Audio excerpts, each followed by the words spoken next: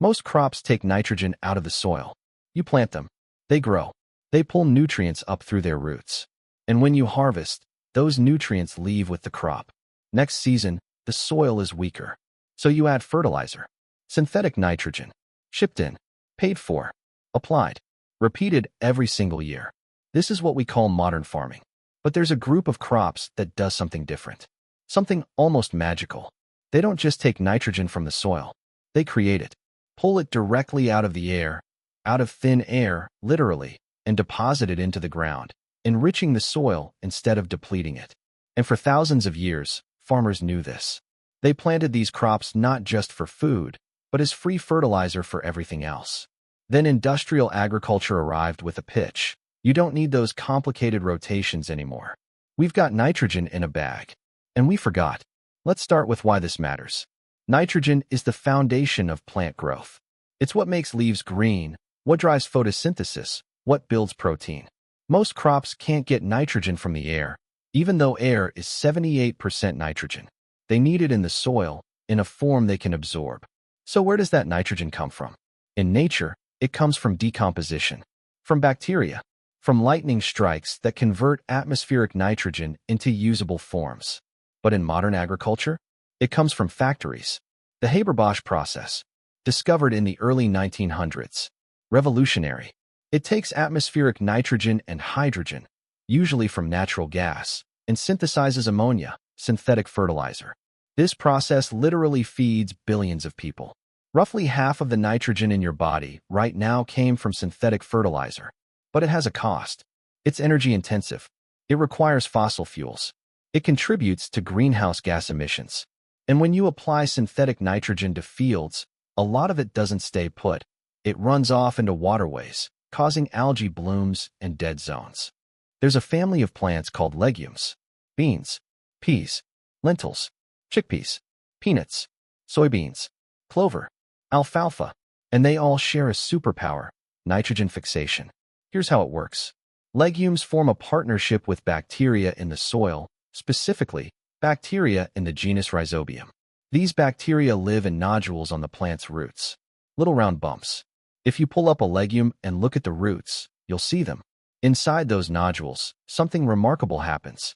The bacteria take nitrogen gas, N2, from the air in the soil and convert it into ammonia, NH3, the same compound that's in synthetic fertilizer. The plant uses some of that nitrogen to grow. But here's the key. It makes more than it needs. The excess nitrogen gets deposited into the soil. So when you plant legumes, you're not just growing food. You're fertilizing the field for free. This isn't theoretical. This is measured. A healthy legume crop can fix 100 to 300 pounds of nitrogen per acre per year. That's roughly what you'd apply as synthetic fertilizer. For free. From the air. With zero emissions. Traditional farming systems understood this. They didn't have the science. They didn't know about bacteria. But they knew that if you planted beans one year and wheat the next, the wheat grew better. So they built rotations around it. 3 field systems in medieval Europe. 1 field for wheat, 1 for barley, 1 for beans or peas. Rotate every year. The legume year rebuilt the soil. In the Americas, the 3 sisters system, corn, beans, and squash planted together. The beans fixed nitrogen. The corn used it. The squash shaded the ground, keeping moisture in. In Asia, rice paddies rotated with soybeans or mung beans. Same logic. These weren't just cultural traditions.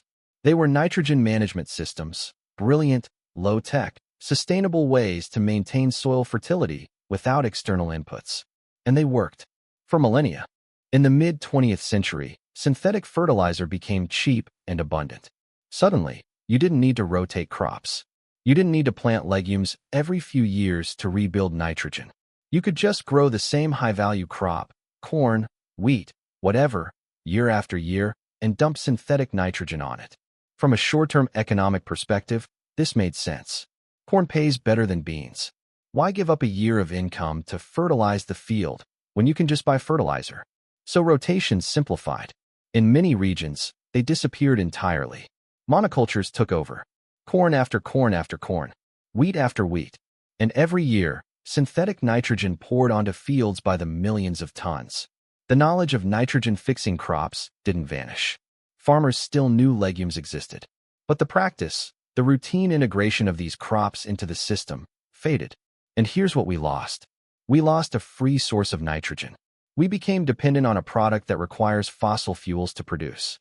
We created a system where soil health depends on external inputs, shipped in, applied repeatedly, year after year. We replaced a regenerative cycle with a linear dependency. Here's what's interesting. Legumes are making a comeback. Not everywhere. Not in industrial monocultures. But among farmers focused on soil health, regeneration, and reducing input costs, legumes are returning. And the results are exactly what you'd expect. Farmers planting cover crops, crimson clover, hairy vetch, field peas, are seeing their nitrogen needs drop. In some cases, they're cutting synthetic fertilizer use by 50% or more. Crop rotations that include legumes show better yields over time, not just in the year after the legume, but for years afterward. The soil structure improves. Organic matter increases. Beneficial microbes thrive. And the economics? When you're not buying nitrogen, your input costs drop dramatically. This isn't experimental. This is documented. Regenerative farms are proving it works. The research backs it up. But here's the thing. It requires thinking differently. It means valuing the system over the single crop. It means seeing a year of beans not as lost income, but as an investment in soil capital. It means understanding that fertility isn't something you buy. It's something you build. So here's what this crop, this entire family of crops, teaches us. We had a solution to nitrogen management that was free, renewable, and built into the ecosystem. And we replaced it with one that costs money, requires fossil fuels, and creates pollution. We didn't do this because the old way didn't work.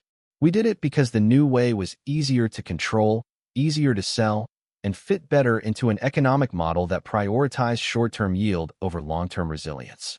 But now, the costs of that model are becoming impossible to ignore. Fertilizer prices spike.